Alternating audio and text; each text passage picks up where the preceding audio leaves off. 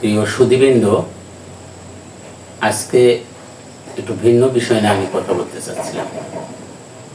আমরা কত কি না সারাদিন বলে থাকি, কত কি নিয়েই না আমরা ব্যস্ত হয়ে পড়ি। আসলে কি সেগুলো মুস্তাহাবের মধ্যে পড়ে?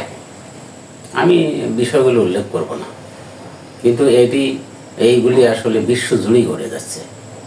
এটি না ফরজ, না ওয়াজিব, না সুন্নত, এমনকি না নফল বা মুস্তাহাব যেটাই বলি না কেন, এর মধ্যে এটা কোনো পড়ে না। বিষয়টাই ক্লিয়ার করি আগে। আমাদের মুসলমানদের আসলে, বা একজন মুসলিম যদি কল্পনা করি যে তার কজন মা থাকতে পারেন, কজন, সর্বনিম্ন কজন, সর্বোচ্চ কজন?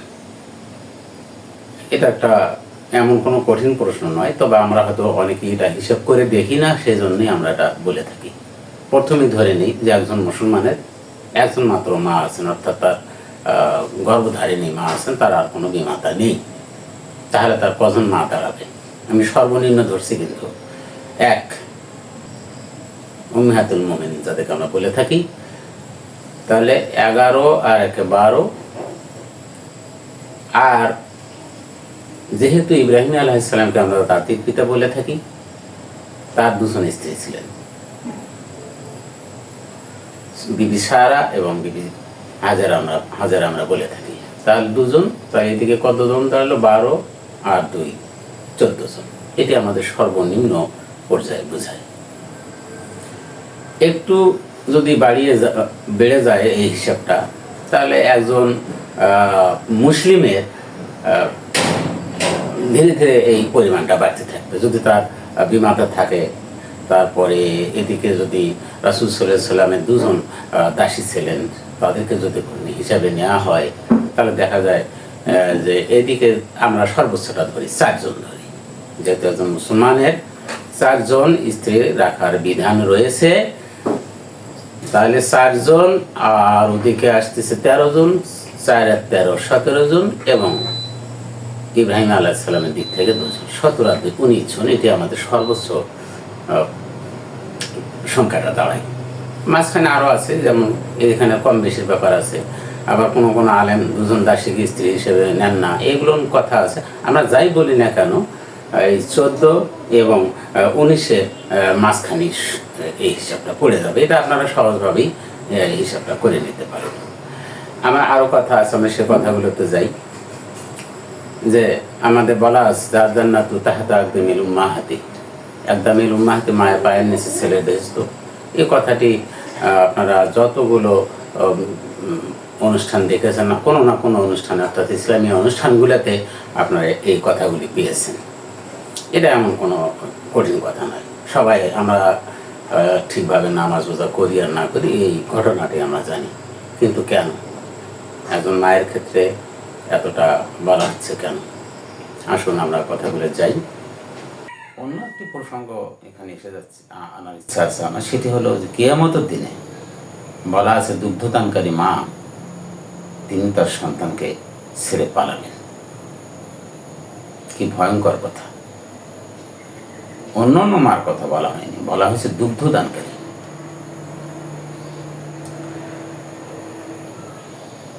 মা প্রসঙ্গে স্বয়ং রাসূল নিজে বলেছেন, এটা অনেকেই আমরা জানি, যে পরপর তিনি 3 জনের কথা বলেছেন, 3 বার বলেছেন ওই মা প্রসঙ্গে। এটা বহুল আলোচিত একটা বিষয় আর কি। আমি শুধু মা বলছি না, মানে বিভিন্ন ওয়াজ নসিহতে এই কথাটা এত বেশি বলা হয়েছে যে মানুষকে আর ওটা পড়াই লাগে না। আচ্ছা, তাহলে তো বোঝা গেল যে কিয়ামতের দিনে আমাদের দশাটা কি দাঁড়াবে। যে দুগ্ধদানকারী মা তার সন্তানকে ভুলে যাবে। এখন আরেকটি বিষয় আমরা কল্পনা করি। রাসূল সাল্লাল্লাহু আলাইহি ওয়াসাল্লাম একদিন বসে আছেন, তিনি মতো অবস্থায় একজন নারী আসলেন।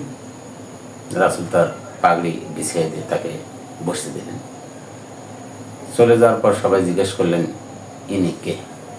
তখন রাসূল বললেন, ইনি আমার দুগ্ধ মা বা দুগ্ধদানকারী মা হালিমা।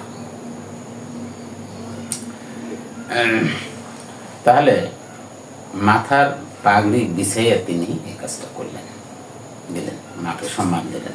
তিনি দুগ্ধ দান করেছিলেন।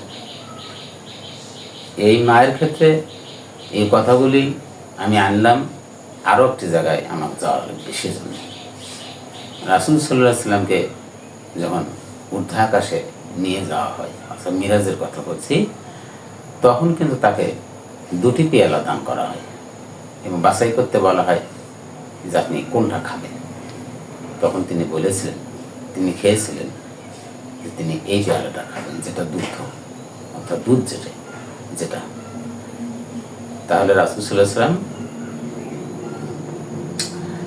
দুধটাকে বেছে নিয়েছিলেন। কি আছে দুধে, মায়ের দুধই হোক বা গাভীর দুধই হোক, এটা আমার বিজ্ঞান শাস্ত্রে পড়তেই হয়। দুধ একটা আদর্শ খাবার। এটি আল্লাহ নিয়ামত বটে। আরেকটি প্রসঙ্গ আমাকে এখানে আনতে হচ্ছে যে শরবতের কথা বলা হলো, সেটি আসলে মিক্সার, একটা মিক্সিরিত বা মিক্সচার একটা খাবার। অনেক কিছু খাবার মিলে একটা শরবত তৈরি করা হয়, বা একটি ফল থেকে একটা শরবত তৈরি করা যায়। সেদিনে তাকে কি দেওয়া হয়েছে সেটা স্বয়ং আল্লাহ জানেন, আমরা জানি না। এই দুগ্ধ প্রসঙ্গ আমি এজন্যই বলছিলাম যে এটা আসলে মানুষকে এমনভাবে বেঁধে ফেলে যেখান থেকে আমাদের কোনো রেহাই নেই। এটা আমাদের খেতে হয়, বা এটার কোনো মেশিন ছাড়াই আসে। আমরা তো অনেক উৎপাদন করি, মাঠে উৎপাদন করি, আবার পানিতে উৎপাদন করি, যেমন মাছ ধরি। আবার আল্লাহ আকাশে যে বাতাসের ব্যবস্থা করেছেন আমাদের এই চারিপাশটা, সেখান থেকে আমরা আমাদের অক্সিজেনটা নিয়ে নিই। কিন্তু এই খাবারটা আসলে আসে একদম মায়ের কাছ থেকে। এই বিষয়গুলি চিন্তা করতে বলা হয়েছে মানুষকে, যে আমরা আসলে কিভাবে কানেক্টিভিটি অর্জন করি, যার ফলে আমরা কেমন করে সমাজ একটা না একটা বিষয়ের সাথে মিউচুয়াল করে চলি। এই যে এই কানেক্টিভিটি অর্জন করা, এই যে মিউচুয়াল হয়ে যাওয়া, এর সঙ্গে জড়িয়ে আছে আমাদের এই সাদা দুধ নামক এই খাবারটি। এই খাবারটি আসলে আমাদের সঙ্গে কিভাবে জড়িয়ে আছে, কত স্মৃতি, কত গান রচিত হয়েছে এটার উপর। আমরা যেন ভুলে না যাই যে ওই কথাটা, দুগ্ধদানকারী মা তার সন্তানকে ভুলে যাবে। অথচ আমরা বিশ্বে কত কি নিয়ে না ব্যস্ত। সেদিনকার ওই ভয়ঙ্কর অবস্থার কথা আলোচনা করতেই আমি মা এবং দুধের প্রসঙ্গটা নিয়ে আসি, যেগুলো আমাদের বিষয়ই নয়, অথচ সেগুলি নিয়ে আমরা পড়ে আছি, গণ্ডগোল করছি, একে অপরের সঙ্গে তর্কে লিপ্ত হচ্ছে, হিংসার দৃষ্টি দিয়ে দেখছি, বিরক্ত হচ্ছি। অহেতুক টাকা পয়সা প্রতি মানুষের লোভ লালসা থাকতেই পারে, এ প্রসঙ্গে বলা হয়নি যে থাকবে না, এটা বলা হয়নি, থাকবে। কিন্তু এগুলো মানুষের কোন লোভ? আপনারা বিভিন্ন ওয়াজ শুনে থাকেন, মানুষ আসলে এগুলোর লোভে পড়ে থাকে, পড়েই এই কাণ্ডগুলো করে থাকে। ওগুলো লোভের কোনো বিষয় না, ওটা শয়তানি একটা প্রসঙ্গ। আপনার ওয়াজে দেখবেন যে বলা আছে যে নামাজ, এমনও অনেক আলেমের কাছ থেকে আমি শুনে থাকি যে নামাজের হিসাব আগে হবে না, নামাজের কারণে কোনো মানুষ আটকেবে না। সুন্দরভাবে হয় নাই, এসে আমরা যে কথাগুলো বলছি, নামাজ পড়া লাগবে না আমি এটা বলছি না, তার মধ্যেও যে ভুল ভ্রান্তিগুলো, আমরা তো অহরহ যে নামাজ পড়ি, সাহাবীগঞ্জ যে নামাজ পড়েছেন, স্বয়ং রাসূল যে নামাজ পড়েছেন, সেই নামাজকে আমরা পড়ি না। তারপরও ওই জায়গাটায় ভয় কম।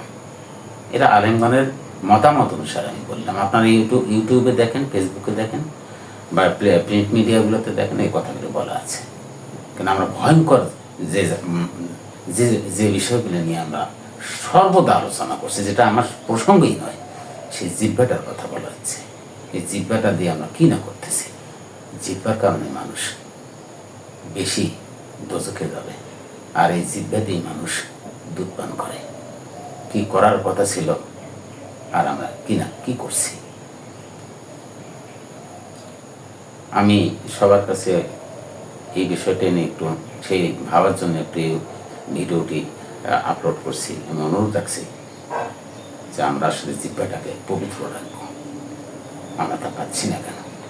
কেন একটা আপনারা সবাই জানেন যে সূরা আসরে বলা আছে, বলা আসর ইন্নাল ইনসানা লাফি খুসর ইল্লাল্লাযিনা আমানু ওয়া আমিলুস সলিহাত ওয়া তাওয়াসাউ বিল হক ওয়া তাওয়াসাউ বিস সবর। এই যে তাওয়াসাউ বিল হক আর তাওয়াসাউ বিস সবর, আমি ইতিপূর্বে এটা বলেছি।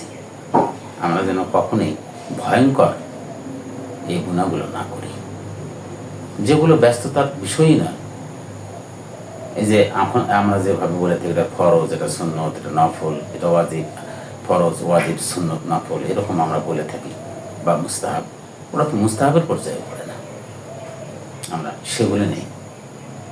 বিশ্বব্যাপী সব মুসলমানের, আমি সবার কথা বলছি না, মুসলমানই এই নামধারী মুসলমানরা বিপর্যয় সৃষ্টি করছে।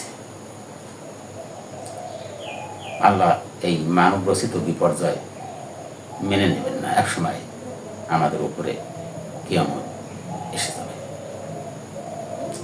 আজ এই পর্যন্ত। আসসালামু আলাইকুম।